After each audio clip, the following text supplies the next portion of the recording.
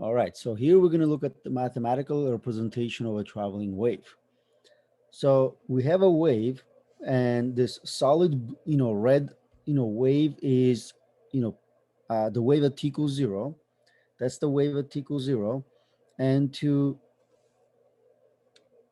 write this wave, we can represent it under, d as a function of x, and d here is basically the vertical axis. So in terms of how the wave on a vertical axis like this, right, with respect to vertical axis, how it changes its position as a function of x. So as a function of x, so d as a function of x equals a, which is the amplitude. So the amplitude, which is, can be positive or negative depending if you talk about the crest or a trough, then sine of 2 pi divided by the wavelength times x. So that means, this is the argument of the sine function. So a times basically some sine function, because we can see, right, the graph is a sinusoidal, and then the vertical representation of a wave changes as a function of sine. And, basically 2 pi lambda over x is the argument of that. So from this 2 pi lambda over x, so if I kind of do it like this, I can see that technically 2 pi lambda is a constant, because 2 pi then divided by the wavelength, and the wavelength, we're assuming it, never changes over wave. Remember, the wavelength is the distance between one crest to another or one trough to another. So what I have here is, let's say that red is the wave at t equals zero. Let me put it in terms of, this is the blue then. So this is the wave then at the later time t.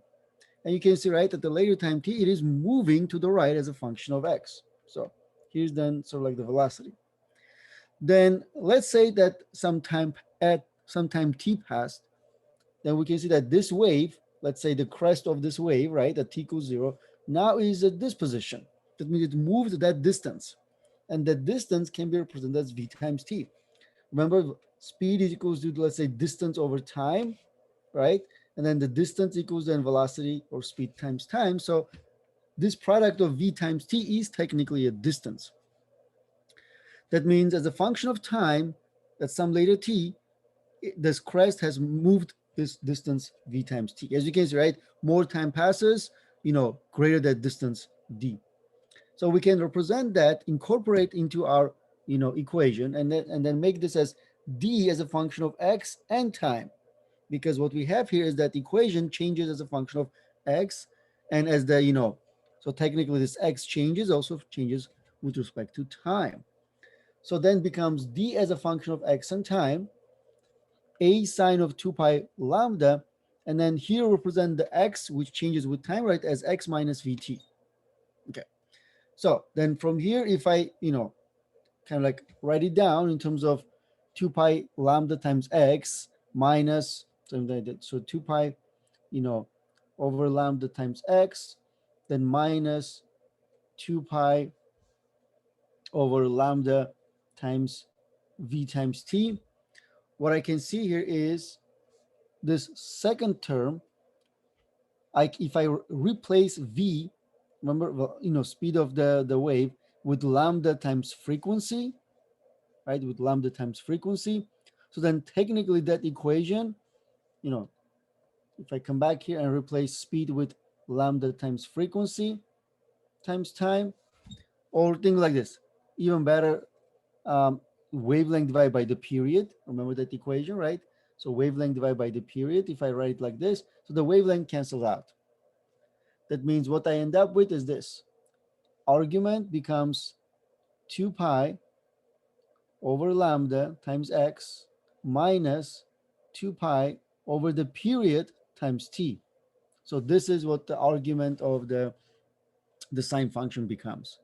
Now, from here, we can see that if I take 2 pi over lambda, this one over here, we're going to define that to be a k, which is what we call a wave number. So it's a wave number.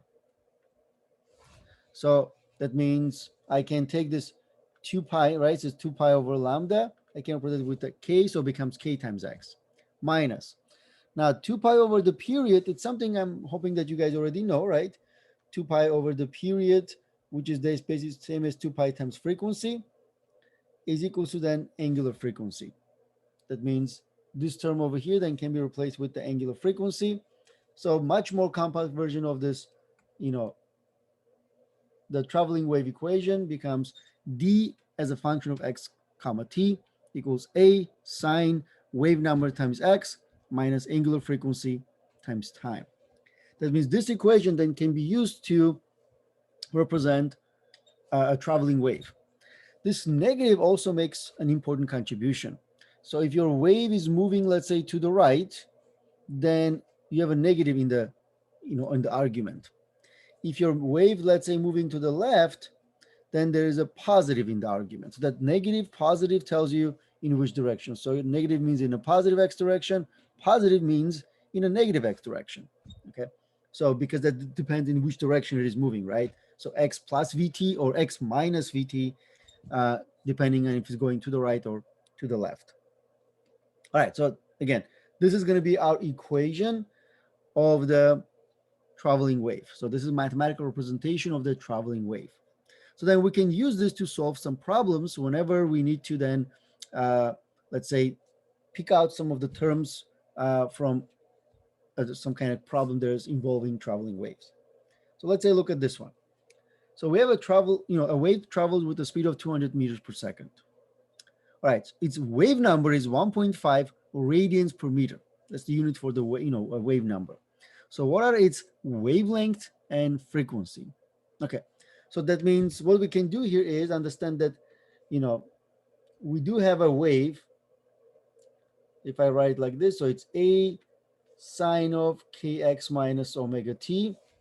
So then what I can do here is, this is then relates to all of the other terms, right? Or k is equals to 2 pi over the wavelength. Angular frequency is then 2 pi over the period, for example, right? Or 2 pi times the linear frequency. And then if it says, the speed is 200 meter per second, and then wave number 1.5 radians per meters, I can calculate wavelength and frequency.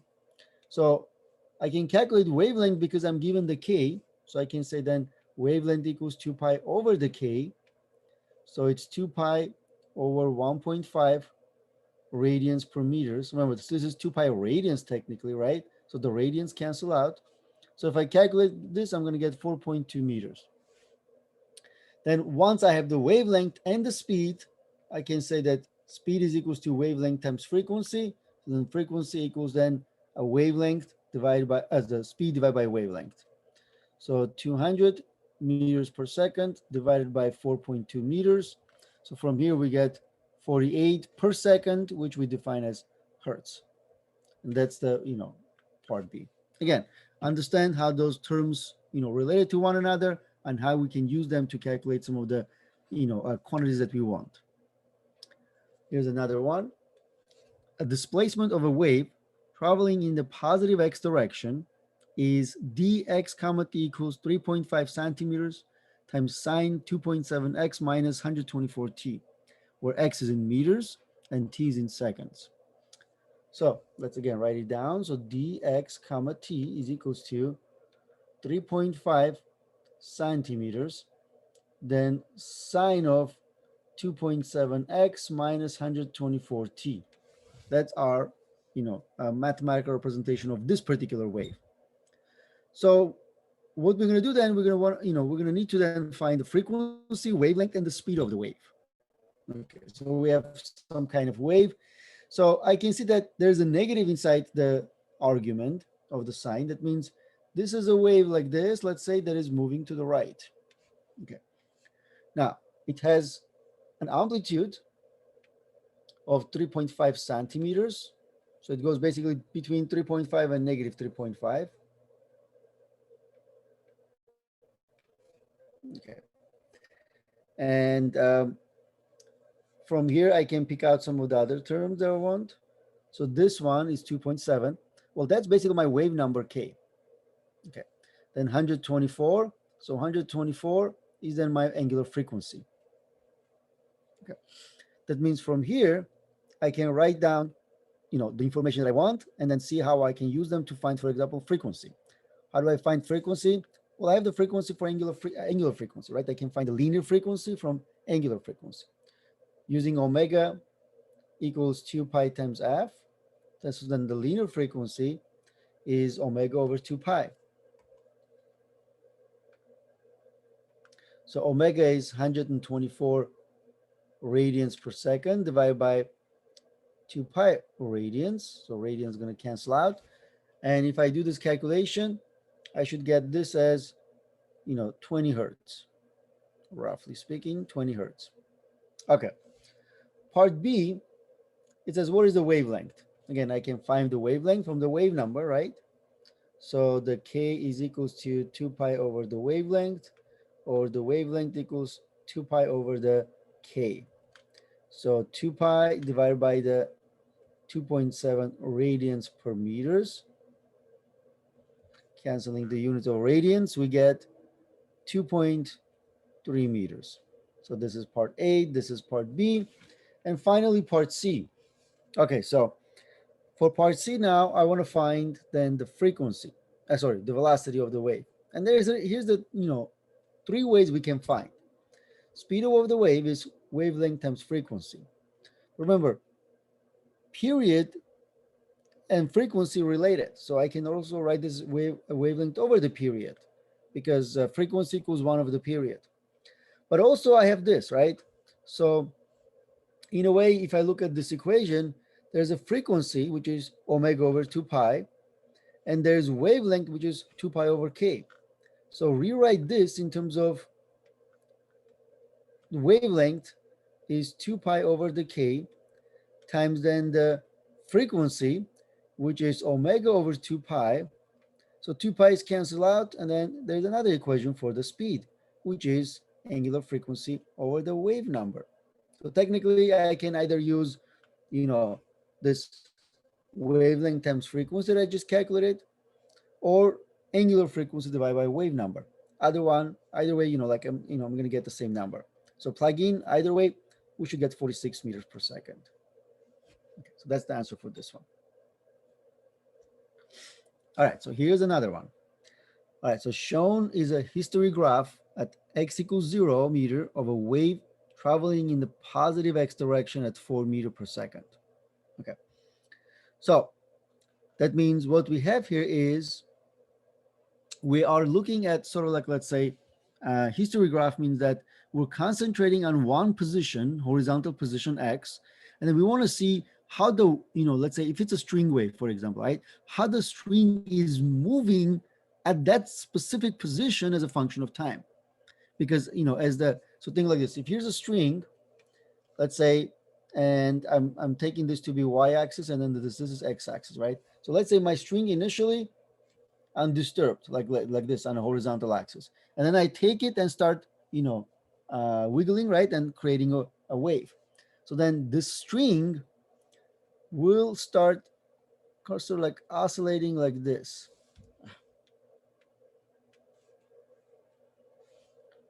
So it will start oscillating like this, let's say. Oh, let me do sort of like this. Okay, it means that string that was flat right now start oscillating. So what I want to do here is that this, well, there's a wave going to be moving to the right. So for example, if I'm choosing some position x right now, well, actually it's x equals 0. So x equals 0, right? Well, what I have here is then, let's say there's a string, there's a wave, right, constantly moving like this. So I want to move, say, like, let's say this position, how the wave is moving. Because think like this position that I have right now is moving with some velocity. It means later I'm going to have this position there, then this position of the wave, this, right? So it means this is kind of like going to be going like this, depending, what time it is. It's either crest going to be, or a trough going to be there, or, somewhere in between, right? So, and that's what we have. We have done histograph for this, right? History graph for that. All right, so let's see then what we have. We have a graph, which is position, how the D, right, changes with time. Which means for this one, what I can do is this. Whenever you have a D versus T graph, the crest distance, right? That means going from here to there, for example, that actually represents the period. That means how long does it take for this crest to go from here to there, let's say. And this is the time, which is zero point 0.2 seconds. That means that is the period of this particular wave. All right, so that means we get that information. Period is equals to zero point 0.2 seconds. All right, so we already know that it is moving at 4 meters per second. Now I have the period, okay? It says, for part A, it says, what is the wavelength? Well, one thing I know is that speed is equals to wavelength over the period. So I can use this to find the wavelength as a product of the speed and the period, which is v times t, right? That means, remember, the wave always covers the wavelength of a distance exactly the one period of time. So v times the period. So 4 meters per second, then times zero point 0.2 seconds. So we get zero point 0.8 meters for the wavelength. All right. So then part B says, what is the phase constant of the wave? All right. So let's look at in terms of the phase constant. Remember, the phase constant, it's sort of like, let's say, represents what is that position of the wave, right? Whenever you're technically starting your time, t equals 0. Okay. Now, one thing you can see, right? Let's say if I'm talking about this at t equals 0, see, our equation was the equation for the traveling wave, right? Is a sine function, but that's definitely not a sine, right? That means, for example, if this would have been our history graph, right? That's being the t equals, that's being my graph, right? And this is being the x equals 0. Then this would have been then, this phase constant would have been 0 because this represents a sine function. But right now I don't have a sine function. So basically, you know, I am pretty much this much ahead of that, let's say function. So that means either here or there, right? But I am this much ahead of it. So we're gonna see that this much time, right? Technically, in terms of the phase constant, represents, the quarter of a cycle, which is going to be basically pi over 2. But we can calculate that. I'm going to say, all right, so then I'm going to take d when I'm already know that x equals 0. I already know that x equals 0. So equation is this: x comma t is equals to a sine of, well, so it's 2 pi over the wavelength x minus 2 pi over the period t, right? That's my general equation. Instead of writing k and omega, let me write it in terms of this. Now, what I'm saying here is I already know that I'm dealing with d when x equals 0. But in order for me to find the phase constant, remember that technically the general equation is also plus then the phase constant. We looked at the phase constant in simple harmonic motion, chapter. The same thing also can be applied here. So plus the phase constant. That means now I'm saying that x equals 0 and t equals 0. This is when I'm going to be able to find my phase constant, because phase constant is basically this. Did I start with a pure sine function at t equals 0 or not? Well, this is then equals to a sine of 2 pi over the wavelength times 0, because my x is 0, minus 2 pi over the period times 0, because my t is 0, right? My x is 0, my t is 0, then plus phi. Okay.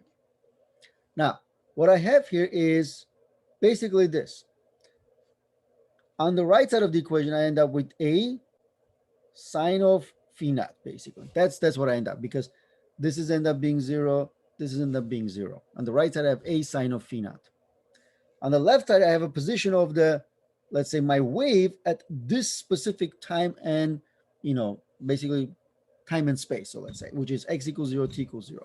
Then I go into my graph and look at, okay, so for this particular, specific time and space, what is my d? And I can see, right, my d is right here, which is given in terms of millimeters. So it's 2 millimeters, right? So it's 2 millimeters. That means I can say that, all right, so my d is 2 millimeters. But what is also 2 millimeter represents? Well, I can see that 2 millimeters is also my amplitude. Okay, that means D is equals to my amplitude at that space and time. So then I can say, all right, so the left side of the equation is then my amplitude. Then the right side of the equation then becomes an A sine of phi naught. And I can say, right, I can cancel those. Okay, A and, then this becomes 1 is equals to sine of phi naught. And then I know that, if I calculate for the phi naught, then it's going to be the inverse sine of 1, which then will give me pi over 2. Okay. That means then this is basically my phase constant, pi over 2, which again, you can see, right, is that if I kind of represent this is for the actual what this graph represents, if the phi naught was 0, that means see from here, I have like sine function. I'm a pi over 2 ahead of it. So that's why it's, what we're going to do here, we're going to come back here, we're going to say, so basically plus pi over 2. Like that. That's my phase constant. Okay. Now the last one says, write the displacement equation for this wave. Okay, that means I'm ready to write it, this equation here, but with the numbers that we have. So dx comma t is equals to the amplitude is going to be then 2 millimeters, then times sine of 2 pi over the wavelength, which I got in part A, 0.8 meters, right? Minus 2 pi over the period, which we had 0.2 seconds, times t, this is x over there, then plus pi over 2. That's my phase constant. So this is then last part, which is the displacement equation for this wave. Okay. All right. So here's one more example. So it says write the expression for y as a function of x and t in SI units for a sinusoidal wave traveling along a rope in the negative x direction with the following characteristics. Amplitude is 8 centimeters, wavelength is 80 centimeters, frequency is 3 hertz, and D, that means, the vertical position of the wave at 0 comma t, which means x, when x is 0 and this is a function of some t, equals 0 at t equals 0. Okay. That means, remember in the previous example, our D when x was 0, right, at t equals 0 was 2 millimeters. But here, D, technically, if I write it as D 0 comma 0, I'm going to get 0. That means my wave will gonna be like this. All right. So, but those are the values, and initial conditions I'm given. I want to write an expression. Okay, should be simple enough, because let's say again, what I can do here is this, right? It's D x comma t is equals to a sine of 2 pi over the wavelength minus 2 pi over the period. This is x, this is t, then plus phi naught. Okay.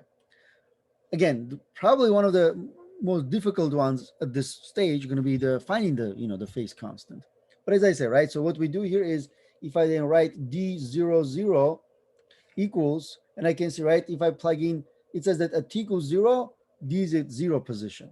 That means this d00 equals 0. This is on the left side. There's a d equals to then a sine of 2 pi over the wavelength when x is 0, plus 2 pi over the period when t is 0, then plus phi naught, which means then this end up being only just a sine of phi naught. Okay, that means under which condition a times sine of phi naught is equals to 0? Well, we know that only when the phi is equals to 0, for example, right? So this is basically t equals 0. So only when the phi equals 0, phi naught equals 0, then a sine of 0 gives you 0. That means that's my phase constant. That means I can write, okay, so d, in terms of then,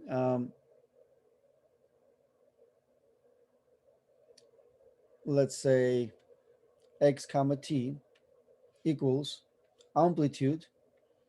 Now I have everything in centimeters, so technically I can write things in centimeters, or I can technically change things into meters if you want. So basically 0.08 meters, then sine of 2 pi over the wavelength, which is 0.8 meters times x minus 2 pi over the period, but I don't have the period, but remember, so if I have frequency, I can find the period, or I can just write this as in terms of 2 pi f times t, because one of the period is the frequency, so I have that, right? So I can say that this is uh, so 2 pi times 3 hertz times t, and then the phase constant is 0. Well, what I can do here is I can also rewrite this in terms of 0.08 times sine of, then calculate what this is and represent this in terms of the wave number. So 2.5, let's say pi x, and then minus, since it's 2 times pi times 3, so it becomes basically 6 pi times t. Okay, so that's basically what I end up with. Okay, so I can write it in terms of this. Okay, so it says, part B, it says, write the expression for y as a function of x and t for the wave in part A, assuming that, for example, dx 0 equals 0 at point x equals 10 centimeters. All right, so this is part A. Let's say this is part B. So now what is the difference? Sorry. So let's say, what is the difference here? Well, the difference here is then I have um, basically x equals 10 centimeters, right? And this is, you can say, I'm looking at the time when t equals 0. I'm saying that, at t equals 0, the position, right, at x, that means, for example, I stop measuring, and then, I start the measurements again when my wave that, let's say, or the particular crest that I'm looking for reaches the position x equals 10 centimeters, then I start my timer again. That means this general equation dx comma t equals a sine of kx minus omega t plus phi, for example, then what I need to do here is, well, I need to then, or this is what I had, right? So I need to find the new phase constant. Because remember, so now what I'm saying is that at t equals 0, I have x equals 10 centimeters and d equals 0, right? So that's, that means, what I want to do here is I want to see if I, if I have a different phase constant at this point. Okay. So I go and so for the equation x, d, where x is basically no longer, 0, right? So 0.1 meters, then t equals 0, this equals an a sine of k times, well, like this, my k is what? My k was 2.5 pi. So 2.5 pi times x, where x is basically 0.1 meters, minus omega times time, where, well, time is 0, so this entire term goes to 0, then plus phase constant. Okay. That means what I end up with this, right? So what I end up is 0.08 sine of, so 2.5 pi times 0.1, right? So 2.5 times 0.1 becomes 0.25 pi. So 0.25 pi x, oh, sorry, 0.25 pi, then plus phi naught. That means this is basically my equation. Okay. Now what I have here is then this, right? So that means that's the right side of the equation. 0.08 sine of 0.25, which is basically this product, right? 2.5 pi, which is 2.5 pi times x. Well, x is 0.1, so it becomes 0.25 pi, then plus phi naught. And this is equals to d when x is 0.1 and time is 0. But we're given that for that, I have 0. That means, the left side of the equation is 0. Okay. Now, what it means here is, again, when, under which condition, amplitude times sine of some kind of argument gives me 0? Well, when the argument is 0, right? Think like this. If this is zero, the entire argument is zero, then sine of zero is zero, which means I need to find what is phi, where I have 0.25 pi plus phi naught gives me zero. Well, it's obvious that, this is when phi naught equals negative 0.25 pi. And that's how we find the phase constant. Okay. That means what I can do here, I can come back here and I can rewrite my equation. Let me do different colors. So this is my final result. So 0.8, 0.08. So this is when um, this is the amplitude, right? 0.08, then times sine 2 pi, sorry, 2.5 pi times x minus 6 pi times t, then minus 0.25 pi, which is for the phase constant. And that would be then my final answer for this part. That means, again, what I needed to do here is find the phase constant. Once I have a phase constant, the rest of the stuff relatively straightforward. All right. Okay, so the next what we have here is um, the wave equation. So the wave equation, so we generally use a string wave to, get the equation for the that represents, general, equation for the wave. And it's a relatively, like, let's say, difficult equation, because you can see, right, it is a partial differential equation. So it's a second order, partial differential equation. So, but generally what we do here is we look at in terms of, you have a string, and that string is, under two tension forces. Okay. So that means, whenever there's a wave, right? So think like this is a part of a wave. So that means that string, right, is being stretched a little bit, right? So there's two forces acting on it. And the x component of those forces, right? So you can see, right, end up, making a contribution, right? Sorry, the x components in the, you know, kind of like end up canceling out, right? But the y components ends up actually contributing to the net force equation, because you can see, right, the y component of this guy is different than the y component of that guy. Okay, so then what you end up with here is you have then net force in the y direction that is not zero, which is then equals mass times vertical acceleration. Okay, so then what you have here, you have then two components. So then you have then ft sine theta 2 minus ft sine theta 1, because, like, let's say for this one it's positive, this one is negative, so you just subtract them, and it equals to mass times acceleration. Well, we know that acceleration is the second order derivative, right, of the position. This is just based d square x dt square. We've done this before.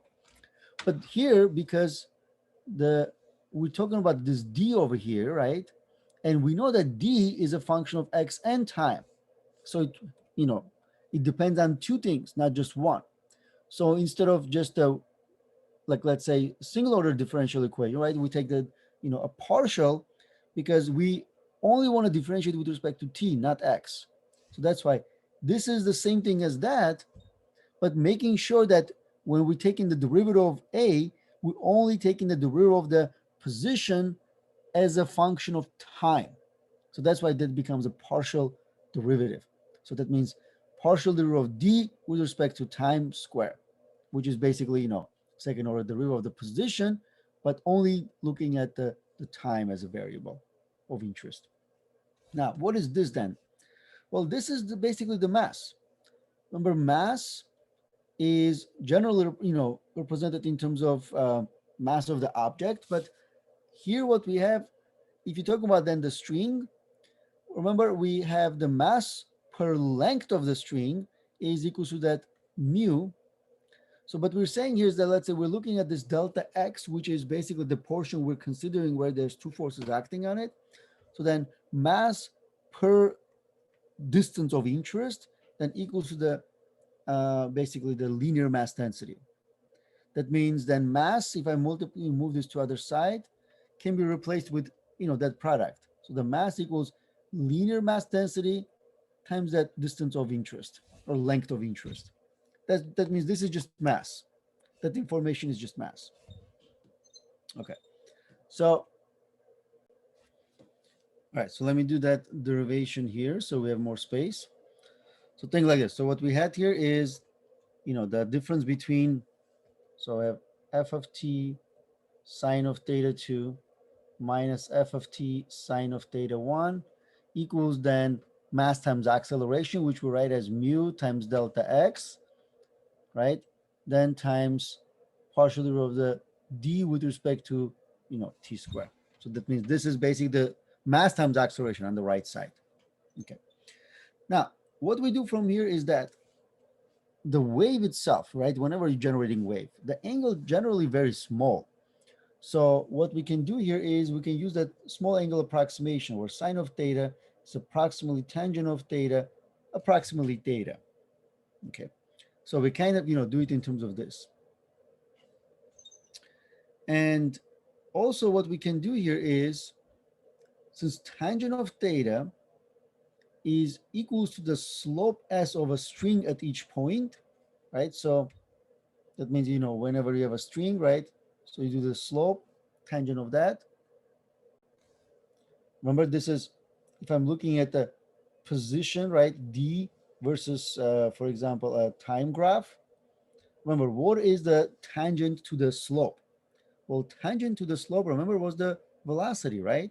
Tangent to the slope was velocity. That means tangent of theta is then approximately velocity or the speed, which is, second order derivative of the position as a function of, okay, of time. But the idea is that we're not really doing time, we're doing position, d versus x. So technically it doesn't really matter, right? So it's basically that's the slope, which is rise over run, right? So in this case becomes delta, dx. That means what we're doing here, we're looking at how it's moving as a function of x. So tangent of theta, approximately partial derivative of d with respect to x. But let's do this. Let's call this some, lowercase s. So this is basically will be what sine of theta approximately equals to tangent of theta, and it's approximately equals to s, which is, partial derivative of the d with respect to x. That means if I come back, I can say, all right, so then f of t, then sine of theta 2 minus f of t sine of theta 1 becomes f of t, since sine of theta is approximately s, so becomes then s2 minus s1. Okay. And then this is equal to then mu delta x partial of square d over dt square. Okay. All right. So this is now, if I'm writing f of t, delta s, right? Sorry. So this is the becomes delta s. And then you have then mu times delta x partial square d dt square. Then I divide both sides by delta x. That means here I have then mu partial square d dt square. On the left side, I have f of t delta s over delta x. Okay. Then from here, what we're going to do, we're going to say, all right, so I'm going to take then a limit where delta x approaches 0.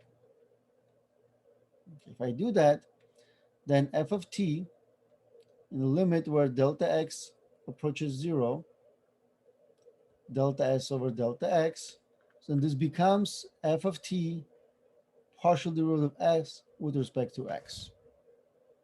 So basically taking that in terms of that.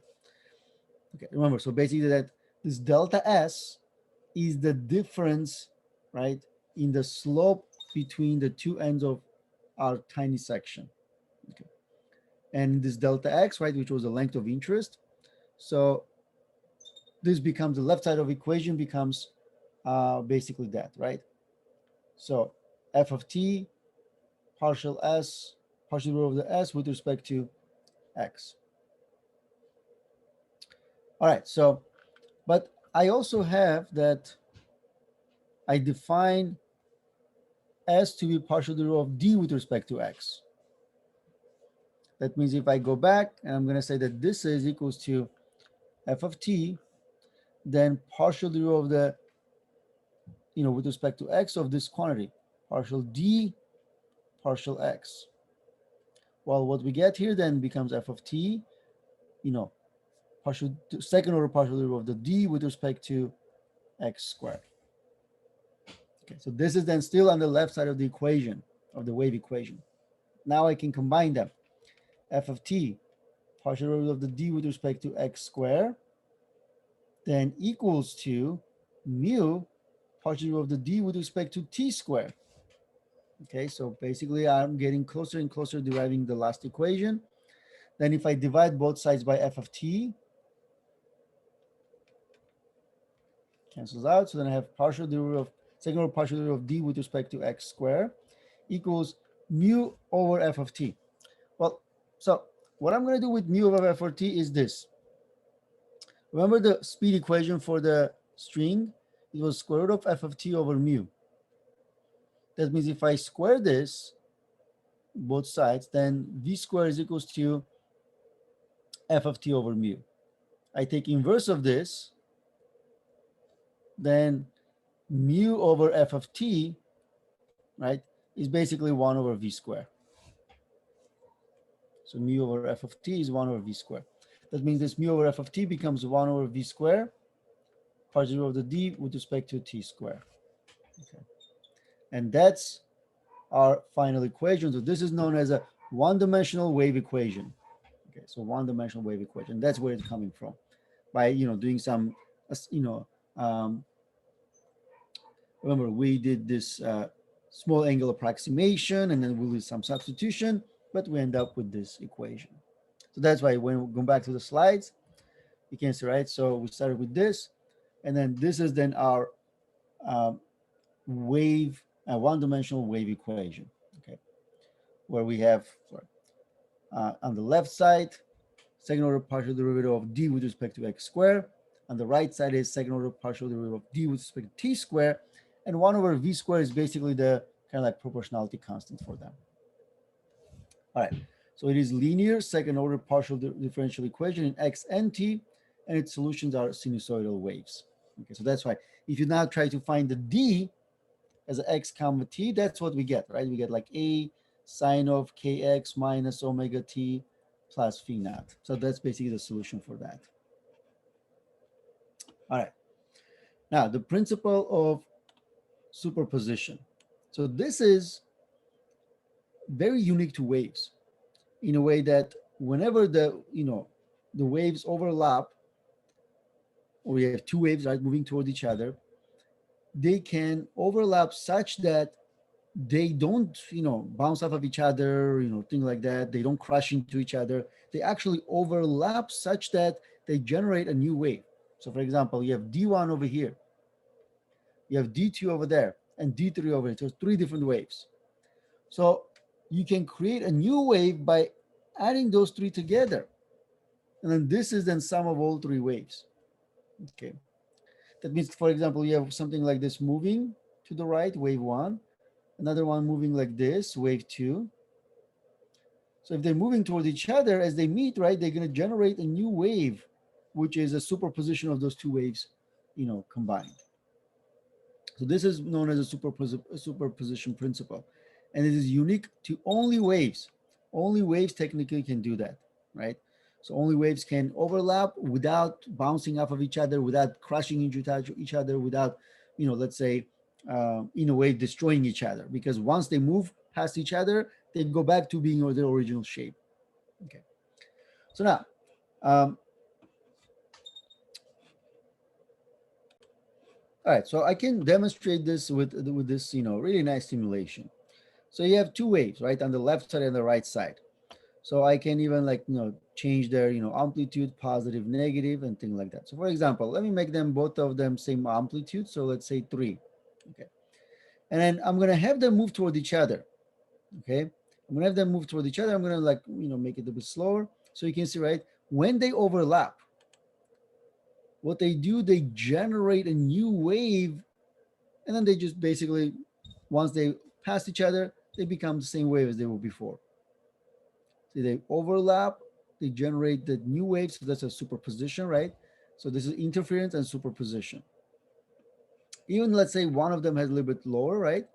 As long as they're positive both, same same amplitude, right? Positive amplitude, they will basically add up to one another like that. But as soon as, for example, I have one of them in the opposite direction, see when they overlap, see they actually destroy each other. Okay, so when they overlap, they can actually destroy each other. It's hard to see, but for example, the instant when they overlap, see they're destroying each other. Blue and red are do those two waves, but the black is their superposition. And at the instant when the crest of one is right above the trough of the other one, the black line, which is their superposition, is a flat, straight line, which means that they don't generate, they cancel each other. So you're gonna see that there's a constructive interference and destructive interference. They can destroy each other or they can construct a new larger wave. All right. So this is again very nicely demonstrates that, right? How they can overlap and things like that. And even by changing those, let's say have both of them negative, again can be the same thing, right? They overlap and they construct a new wave. But this pretty much nicely demonstrates that. All right, so next we're going to look at in terms of reflection and transmission. This is generally happens when the wave pulse is moving and it encounters either a free end or a fixed end. So you can see right on the left side, you see a fixed end where the the wave is traveling. Then as soon as it hits the fixed end, on basically the left figure, right, it then reflects back, but it changes orientation. See now when the reflected light is basically now has a negative amplitude. Okay. But on the right side, the right figure is basically demonstrates how the wave is moving and there's a free end where then once it reflects back, the orientation, right, the amplitude doesn't change. It's still same, as before, right? Same upright as before, where in other one it is then inverted. Okay, so we can see this in a simulation, which is right here. So now see, I can choose like a free or fixed end. So let's look at the free end. So remember, free end is gonna go hit the barrier and reflect back with the same orientation as before. And if I have, for example, a fixed end, see when it hits the fixed end, it reflects with changing orientation. Okay. Okay. So you can also have something that calls transmission, when then the sum of the wave can actually transmit to the other side. Okay. So as the wave transmits to the other side, some will always reflect, some will then transmit. So this is then known as a transmission. Okay. So if you have free end, you can see, right, again, same thing that, the wave transmits to the other side, but some reflect, but, without changing orientation. Okay. So that's kind of what we have here. You can also have it goes from, this is basically what the transmission, right, goes, a string from lighter section to heavier section, which is basically very similar. So, but because there's a difference in mass density, right? That means the left one has a smaller mass density because it's lighter. The right one has a higher mass density because it's heavier. See, then it treats this as a fixed end. If it goes from light to heavy, it treats it as a fixed end at this point. So this becomes like a fixed end. So it's gonna hit that point, then reflect back, inverted. But it actually, if it goes from heavy to light, that doesn't happen. It treated as a a free end because it goes from heavier medium to a lighter medium, then it doesn't change orientation.